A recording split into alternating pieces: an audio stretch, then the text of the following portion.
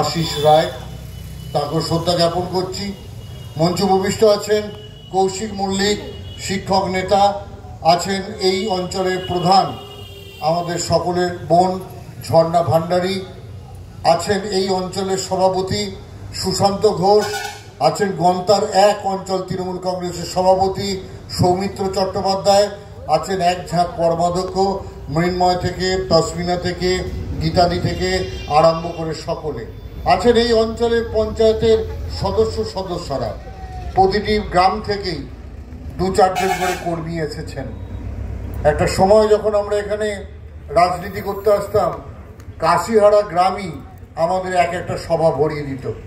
হরিরামপুর থেকেও প্রচুর মানুষ আসতো। আমি কচিদা, মজনুদা, লালটুদা সকলকে বলবো যে আপনাদের গ্রাম থেকে যাতে আগামী দিনে আরো বেশি করে কর্মী আসে, আপনারা একটু নজর দেবেন।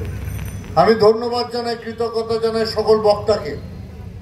প্রত্যেকেই বাংলা ও বাঙালি জন্য আন্দোলনের ডাক দিয়েছেন।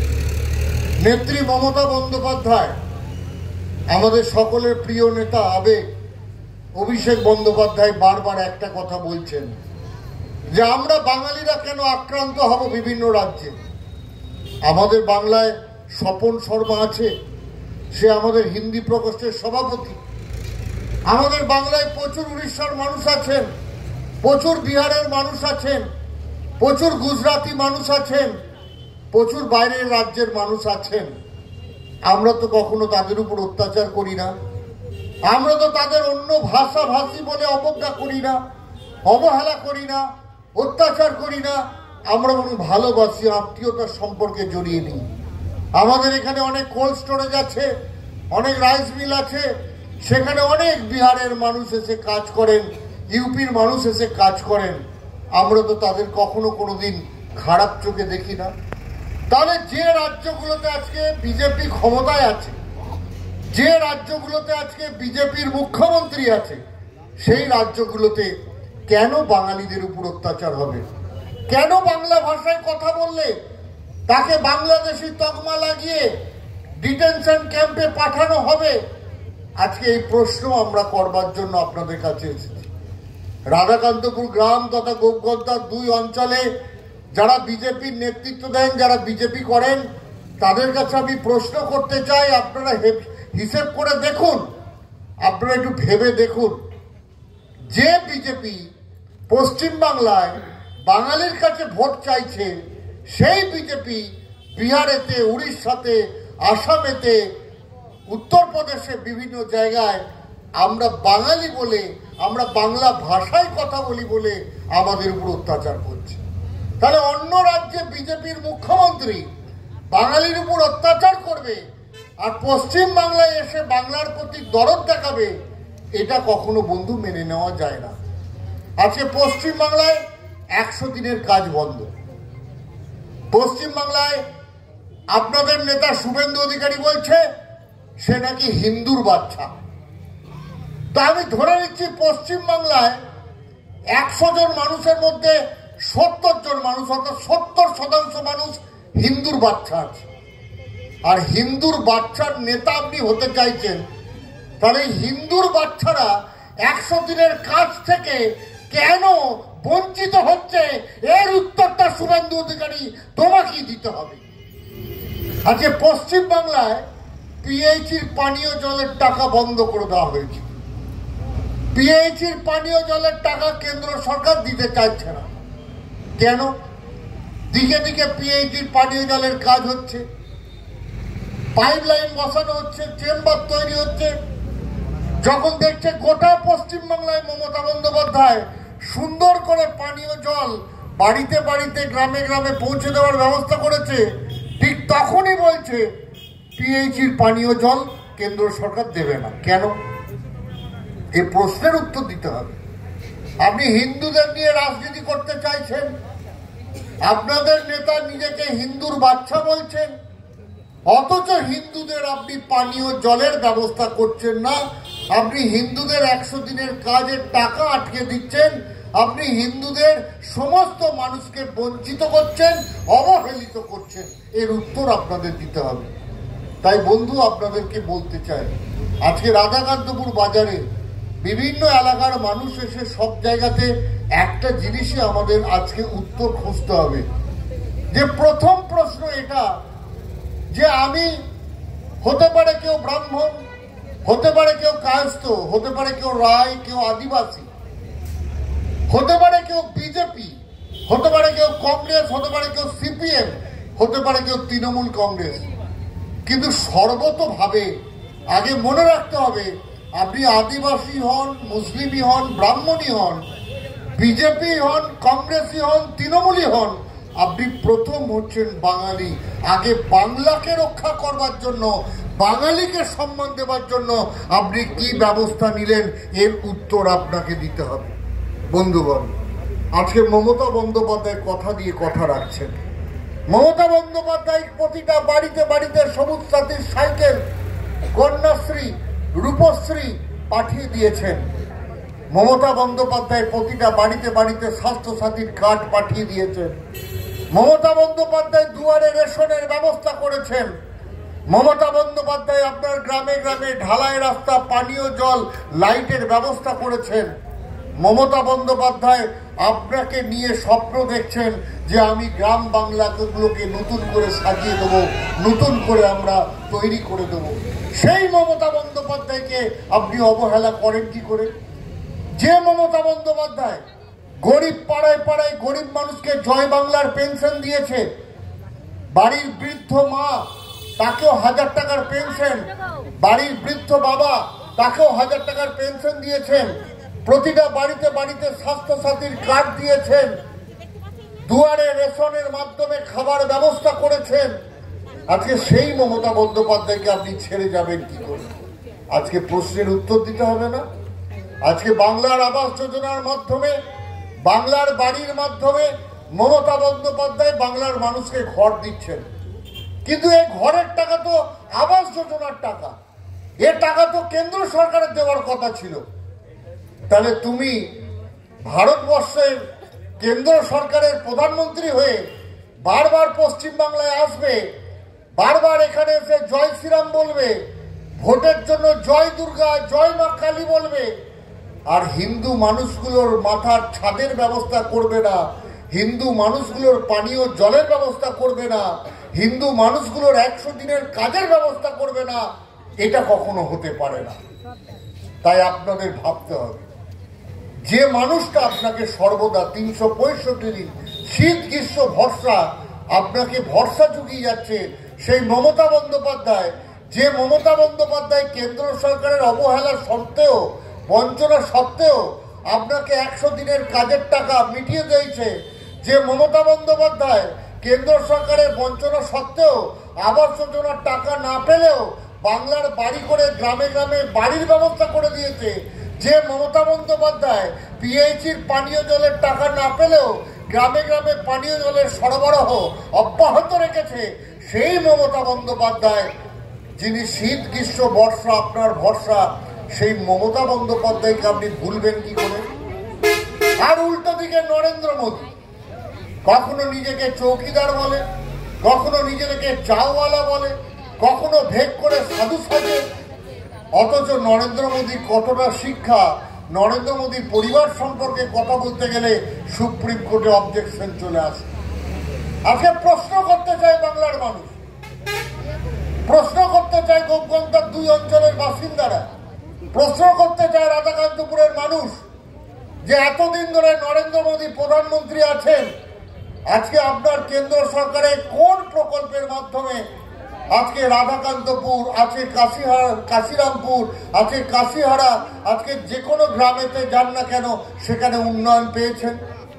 যারা যারা বিজেপির নেতৃত্ব দিয়েছেন, এই এলাকায় যারা বিজেপিকে ভোট দিতে বলেছেন, একটু বুকে হাত দিয়ে ভাবুন যে নরেন্দ্র মোদীর সরকারের জন্য এই এলাকার কোন মানুষের কি উপকার হয়েছে।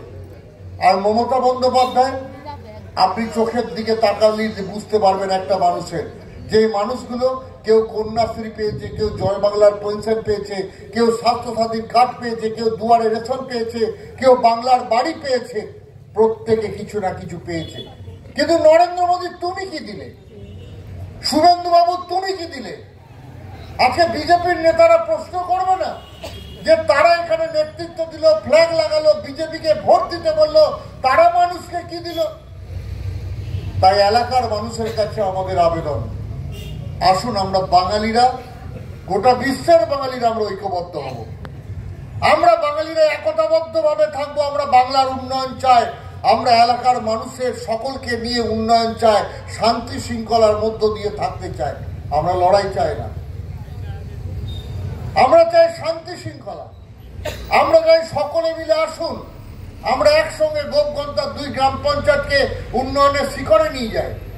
গোপগন্তার 2 গ্রাম পঞ্চায়েতের প্রধান আছেন, উপপ্রধান আছেন, সদস্যরা আছেন, তারা আরো বেশি করে মানুষের সঙ্গে মিশুন, মানুষের কাছে কাছে যান, মানুষের কথা আরো বেশি করে শুনুন। মমতা বন্দ্যোপাধ্যায় কি উন্নয়নের কথা বলছে সেটা দেখুন। আজকে মমতা বন্দ্যোপাধ্যায় দুয়ারে সরকার করেছিলেন, প্রতিটা অঞ্চলে পঞ্চায়েতে পঞ্চায়েতে একটা করে দুয়ারে সরকার হচ্ছিল। আজকে মমতা বন্দ্যোপাধ্যায় আপনাদের কত ভালোবাসে দেখুন। আজকে মমতা বন্দ্যোপাধ্যায় আমাদের পাড়া আমাদের সমাধানের ব্যবস্থা করেছেন। আমাদের পাড়া আমাদের সমাধানের মধ্য দিয়ে 3টে করে সংসদকে নিয়ে একটা ক্যাম্প। আপনি যাবেন, আপনার কি চাহিদা আছে, আপনার পাড়ায় কি দরকার, আপনার পাড়ায় কি আবেদন, সেটা আপনি পেশ করবেন। সরকারের কাজ হচ্ছে আপনার সমস্যাটার সমাধান করা। আপনি মতামত দেবেন, আপনি যুক্তি দেবেন, আপনার মতামত আপনার যুক্তিটা নিয়ে আমরা আপনার এলাকার কাজ করব। কোনো চাপিয়ে দেওয়া নয়, প্রধানও চাপিয়ে দেবে না, সদস্যও চাপিয়ে দেবে না। নির্দিষ্টভাবে নেত্রীর নির্দেশ আছে যে বাংলার মানুষ যাবে, তার কথা বলবে, তার আবেদন জানাবে, তার এলাকার কি চাহিদা সেটা সে বলবে, আর সেটা শুনে প্রধানকে কাজ করতে হবে, বিডিওকে কাজ করতে হবে। অর্থাৎ মানুষের গণতন্ত্রকে আরো বেশি করে বিশ্বাসযোগ্যতা দেওয়া, মানুষের গণতন্ত্রকে আরো বেশি করে প্রতিষ্ঠা করা, মানুষের গণতন্ত্রকে আরো বেশি করে সম্মান প্রদর্শন করা, এটা মমতা বন্দ্যোপাধ্যায় করেছেন। এটা কখনো কেউ কোথাও করতে পারেনি। তাই আপনাদের কাছে আবেদন, মমতা বন্দ্যোপাধ্যায় যতদিন আপনাদের মাথার উপর ছাতার মতো আছেন, এই পশ্চিম বাংলায় হিন্দু মুসলমান দ্বন্দ্ব লাগবে না, এই পশ্চিম বাংলায় উচ্চ নিচের দ্বন্দ্ব লাগবে না, এই পশ্চিম বাংলার মানুষের কোনো চিন্তা নেই। এই কারণে কেন্দ্র সরকার যত অবহেলায় করুক, যত বঞ্চনায় করুক, মমতা বন্দ্যোপাধ্যায় যতদিন আছেন ততদিন আপনাকে উন্নয়ন দেবেন। তাই আমাদের পাড়া আমাদের সমাধানে প্রতিটা বুথে বুথে 10 লক্ষ টাকা করে দেওয়ার ব্যবস্থা মমতা বন্দ্যোপাধ্যায় করেছেন। প্রতিটা বুথে 10 লক্ষ টাকা। আপনার পাড়ায় ড্রেন দরকার, রাস্তা দরকার, পানীয় জলের দরকার, ঘাটের দরকার, 10 লক্ষ টাকায় করে দেবেন। এই ধরনের মেমারিতে 208টা বুথ আছে। 208টা বুথে 20 কোটি 80 লক্ষ টাকা মমতা বন্দ্যোপাধ্যায় দিচ্ছেন। তাহলে শুধু মেমারি 1 নম্বর ব্লকের জন্য তিনি প্রায় 21 কোটি টাকা দিচ্ছেন উন্নয়ন ভাতে। তাহলে ভাববার চেষ্টা করুন, মমতা বন্দ্যোপাধ্যায় আপনার জন্য করছেন। মমতা বন্দ্যোপাধ্যায় আপনাকে ঘাটের ব্যবস্থা, রাস্তার ব্যবস্থা, ড্রেনের ব্যবস্থা করে দিচ্ছেন। আর ঠিক ভোট এসে গেলে বিজেপির গুটিগত মানুষকে আপনাকে ভুল বোঝাবে, আপনার পাড়ায় যাবে, মানুষকে চমকাবে, হিন্দু মুসলমানের কথা বলবে, সেখানে ধর্ম নিয়ে ভেদাভেদ করবে। এটা বন্ধ হতে পারে না। আমরা তো এই বাংলা জানি, যে বাংলায় কাজী নজরুল ইসলাম একজন মুসলিম ধর্মের মানুষ হয়ে সব থেকে বেশি শ্যামা সঙ্গীত রচনা করেছিলেন। আমরা তো শ্রী চৈতন্য মহাপ্রভুর বাংলা জানি, আমরা রামকৃষ্ণ পরমহংসদেবের বাংলা জানি, যে বাংলা বৈরিতার কথা বলে না, যে বাংলা সাম্প্রদায়িক লড়াইয়ের কথা বলে না, যে বাংলা সম্প্রীতির কথা বলে, মানবিকতার কথা বলে, ত্যাগ ও তিতিক্ষার কথা বলে। আমরা তো সেই বাংলা জানি, যে বাংলায় রাধাকান্তপুরের সন্ধ্যেবেলায় আমার মা বোনেরা তুলসী তলায় প্রদীপ জ্বালায়, প্রদীপ জ্বালাতে জ্বালাতে শঙ্খ বাজিয়ে ওঠে, আর তখনই কাশিয়ারা গ্রামে মসজিদেতে বেজে ওঠে নামাজের ধ্বনি। মসজিদের নামাজের ধ্বনি আর হিন্দু বাড়ির শঙ্খধ্বনি মিলেমিশে একাকার হয়ে যায়। আমরা তো এভাবেই বেঁচে উঠেছি, আমরা এভাবেই তো আমাদের জীবন জীবিকা চালিয়েছি। আমরা তো কখনো কেউ বলতে চাইনি যে আমি হিন্দুর বাচ্চা ও মুসলমানের বাচ্চা। এই ধরনের কথা, এই ধরনের চরিত্র তো আমার পশ্চিম বাংলায় ছিল না। তাই আপনাদের কাছে আবেদন, আসুন আমরা সকলে মিলে এই পশ্চিম বাংলাকে রক্ষা করি, যে বাংলা সকলের বাংলা। এই বাংলার মা মাটি মানুষের সরকার যতক্ষণ আছে, এই বাংলায় মমতা বন্দ্যোপাধ্যায় যতক্ষণ আছে, ততক্ষণ আমাদের কোনো চিন্তার কারণ নেই। তাই আসুন, আজকে আমাদের বাংলা ভাষাকে রক্ষার এবং বাঙালিকে রক্ষার জন্য যে আন্দোলন মমতা বন্দ্যোপাধ্যায় করছেন, যে আন্দোলনের রূপরেখা অভিষেক বন্দ্যোপাধ্যায় দিয়েছেন, তা স্মরণ করে আমরা মেমারি 1 নম্বর ব্লক প্রতি সপ্তাহে শনি ও রবিবার 2টি করে সভা করছি। এরপর আমরা ঠিক দুর্গাপুজোর পর থেকে আমরা প্রতিটা বুথে বুথে মাইক বাঁধবো, প্রতিটা বুথে বুথে সভা করব এবং মমতা বন্দ্যোপাধ্যায়ের কথা আমরা বুথে বুথে পৌঁছে দেব। কোনো চিন্তার কিছু নেই। আর সকলকে বলবো, চিন্তার কিছু নেই, সকলে একসঙ্গে থাকুন, মিলেমিশে থাকুন। আমরা যেভাবে মেমারিতে সংগঠন করছিলাম, সেভাবেই আগামী দিনে আমরা একসঙ্গে সংগঠন করব।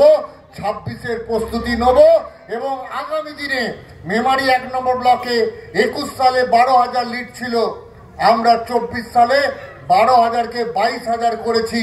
আমরা 2026 সালে শুধু মেমারি 1 নম্বর ব্লকে 40,000 থেকে 50,000 লিড করব। এটা আমাদের চ্যালেঞ্জ, আমরা করে দেখিয়ে দেব। তাই সকলকে বলবো, আসুন আমরা সকলে মিলে একসঙ্গে মমতা বন্দ্যোপাধ্যায়ের দল করব। আমরা সকলে মিলেমিশে মানুষের কাজ করব। আমরা সকলে মিলেমিশে গ্রাম বাংলার উন্নয়ন করব। সকলে ভালো থাকুন, সুস্থ থাকুন। বন্দে মাতরম। তৃণমূল কংগ্রেস জিন্দাবাদ, মমতা বন্দ্যোপাধ্যায় জিন্দাবাদ, অভিষেক বন্দ্যোপাধ্যায় জিন্দাবাদ। জয় বাংলা। এর সামনে সব ঘুমিয়ে পড়েছিল।